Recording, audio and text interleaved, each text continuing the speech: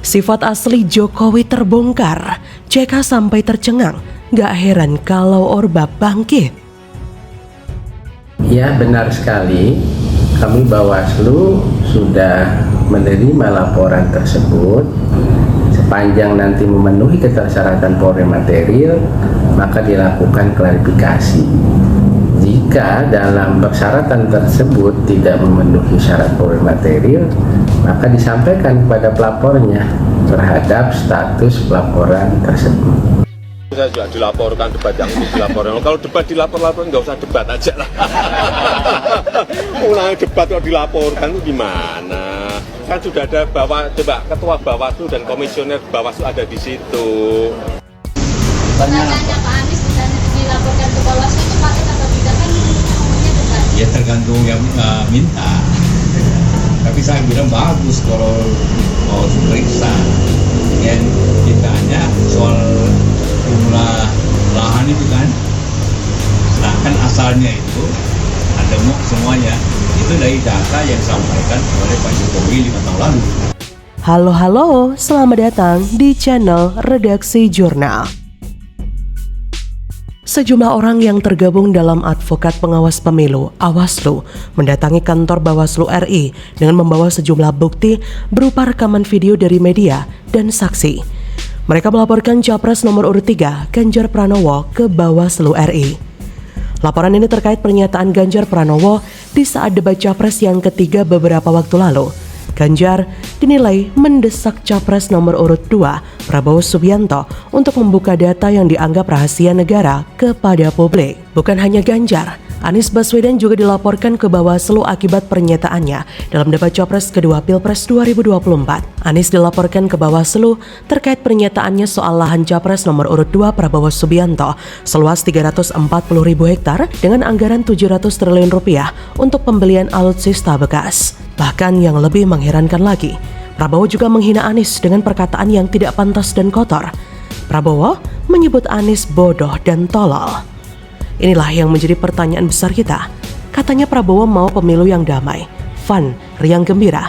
Tapi kenapa malah melakukan intervensi dan intimidasi karena kalah debat? Hal ini tentu membuat Ganjar geram.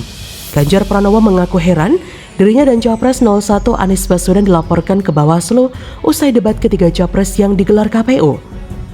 Debat ketiga Capres yang berlangsung di Istora Senayan, Jakarta Minggu 7 Januari 2024 malam menghadirkan Anies, Ganjar, dan Prabowo. Debat berlangsung begitu panas. Ketiga Capres beradu argumen.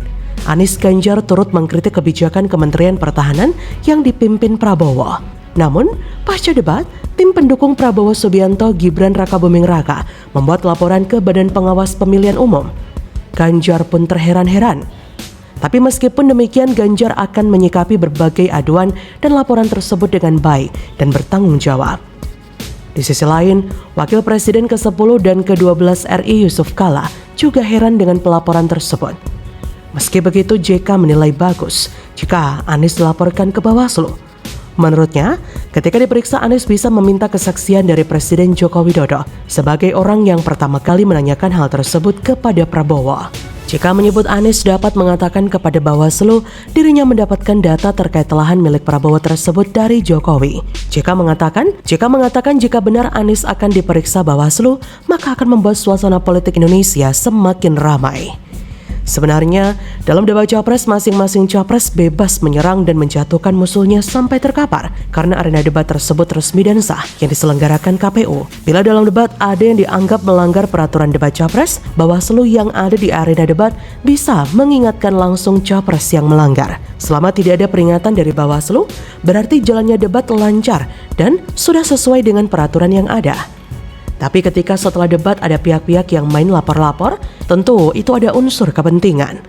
Pendukung 02 tentu takut gagal lagi, yang menyebabkan sedikit-sedikit lapor, cerdas dikitlah. Debat itu adu wawasan dan adu kecerdasan. Jika tidak bisa mengimbangi kecerdasan Ganjar dan semua perkataan Anies, berarti simpel, Prabowo memang tidak secerdas itu. Maka dari itu, Prabowo bukan orang yang tepat. Dia jauh dari kriteria seorang pemimpin yang baik karena dia menghalalkan segala cara untuk menang demi berkuasa di negeri ini. Buktinya mereka mampu memainkan skenario playing victim untuk membodohi rakyat. Bagaimana menurut Anda? Mahfud MD didatangi koalisi sipil, bahas pilpres hingga pemakzulan Jokowi. Waduh, rakyat sudah mulai muak dengan Jokowi. Kehadiran forum tadi kami konfirmasi murni adalah inisiatif Menko Polhukam bertemu dengan kami dan kami membicarakan hal-hal yang umum saja. Tapi sempat ada impeachment tadi dipertanyakan. Ya, ada teman-teman dari petisi 100 menyampaikan kepada Pak Mahfud solusi tepat untuk mencegah kecurangan. Mereka minta pemakzulan Pak Jokowi, minta pemilu tanpa Pak Jokowi. Saya bilang kalau urusan pemakzulan itu kan sudah didengar orang, mereka sudah nyampaikan ke berbagai kesempatan, dan itu urusannya partai politik dan DPR, bukan Menko Polhukam. Kalau sepertiga anggota DPR mengusulkan, baru sidang pleno. Kalau 2/3 hadir sidang pleno bisa jalan. Kalau 2/3 dari yang hadir setuju pemakzulan, jadi putuskan begitu. Kalau sudah setuju semua memenuhi syarat, harus dibawa ke MK dulu. Itu tidak bakalan selesai setahun. Kalau situasinya kayak gini, paling tidak bakal selesai lah sebelum pemilu selesai. Nah, dalam konteks ini maka saya kira Presiden Joko Widodo harus bekerja keras untuk membuktikan bahwa memang benar netralitas itu bukan hanya pada komitmen lisan, verbal, tetapi juga diikuti oleh kelembagaan dan juga institusi yang berada di bawah Pak Jokowi, termasuk birokrasi, lalu juga pertahanan keamanan yang menjadi koordinasinya, termasuk juga penyelenggara pemilunya, Mbak Rifana, kan begitu, dan lain sebagainya. Apalagi ini ada anak kandung yang hubungannya itu bukan jauh loh, anak kandung itu anak sendiri di tengah periode yang sudah selesai 2 periode dari Pak Jokowi, tapi ada anak kandung yang maju begitu. Jadi saya kira teladan itu perlu, kita harus memperlihatkan bahwa pemilu memang bukan proses yang memecah, proses yang tetap membuka ruang dialog, tetapi teladan perilaku, sikap, kebijakan yang konsisten, komitmen yang konkret itu lebih dibutuhkan lagi. Halo, selamat datang di channel Redaksi Jurnal. Menko Polhukam Mahfud MD menerima kedatangan sejumlah tokoh yang tergabung dalam petisi 100. Mahfud menerima permintaan mengenai pemakzulan Presiden Jokowi. Menurut Mahfud, mereka meminta pemilu tanpa Jokowi. Mahfud MD menyampaikan sebanyak 22 tokoh dari petisi 100 datang ke kantornya. Beberapa di antaranya Faisal Assegaf, Marwan Batubara, Rahma Sarita, dan Letnan Jenderal TNI Purnawirawan Soeharto. Kepada petisi 100, Mahfud menjelaskan bahwa urusan pemakzulan bukan diproses oleh Menko Polhukam. Lebih lanjut, Mahfud menjelaskan pemakzulan presiden pun baru bisa diproses melalui sidang pleno jika 1/3 anggota dewan mengusulkannya. Itu pun, kata dia, jika 2/3 anggota dewan menghadiri sidang pleno dan menyetujuinya. Kalau sudah setuju, semua memenuhi syarat, haruslah kemudian dibawa ke MK. Tapi menurut Mahfud MD, itu tidak akan selesai setahun kalau situasinya seperti ini. Gak bakal selesai sampai pemilu selesai. Itu lama, ada sidang pendahuluan dulu di DPR. Selain pemakzulan Presiden Jokowi, Mahfud menerima aduan mengenai praktik kecurangan pemilu 2024. Petisi 100 juga meminta Menko Polhukam memproses aduan itu karena tak percaya kontestasi pemilu berjalan dengan adil. Mahfud menegaskan, laporan terkait pemilu sepenuhnya harus diproses oleh KPU, Bawaslu, ataupun DKPP. Sedangkan, Kemenko Polhukam hanya berhak meneruskan laporan atau aduan yang masuk untuk diproses instansi terkait. Menurut Mahfud MD, Menko Polhukam bukan penyelenggara pemilu. Berdasarkan Undang-Undang Dasar yang dibuat oleh masyarakat sipil, baru masuk ke dalam Undang-Undang Dasar penyelenggara pemilu adalah KPU, yang adalah lembaga independen tetap mandiri. Melihat banyaknya pihak yang meminta Jokowi dimakzulkan, tentu ini membuktikan bahwa memang ada intervensi-intervensi dalam pelaksanaan pemilu oleh pihak penguasa. Jokowi sudah beberapa kali melakukan keberpihakan kepada putra mahkota. Miris, sangat miris. Memang apa yang Jokowi lakukan sebagai RI1 karena semakin menunjukkan adanya keberpihakan kepada salah satu kubu yang kebetulan ada anaknya di sana. Sebagai RI1, harusnya Jokowi paham apa yang beliau lakukan jauh dari kata pantas.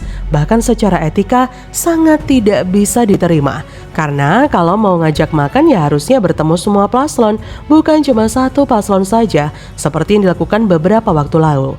seperti yang dilakukan beberapa waktu lalu. Cuma karena pihak sebelah ada yang tidak peduli etika sama sekali, bahkan tak pernah merasa bersalah, maka kita paham bahwa perbuatan Jokowi yang menabrak etika hanyalah persoalan waktu saja. Entah kemarin, hari ini, atau besok, cepat atau lambat akan terjadi juga. Jadi karena semua sudah jelas kemana arah keberpihakan Jokowi, maka kita bisa simpulkan bahwa tak ada pilihan lain kecuali melawan, dan melawan tanpa rasa sungkan atas setiap hal yang memang kita nilai tidak patut. Memang rasanya malu punya presiden muda begitu, yang kini seolah tidak menggubris soal etika. Tapi lebih gawat lagi kalau capres yang pernah bilang, dasmu etik, sampai kita biarkan menang di Pilpres 2024 nanti. Bahkan belakangan publik disuguhi adegan makan malam antara Presiden Jokowi dan juga Prabowo di suatu rumah makan yang langsung jadi kontroversial. Publik pun tak bisa disalahkan saat bertanya-tanya, apakah pantas RI 1 bertemu salah satu kandidat capres dalam masa kampanye seperti ini?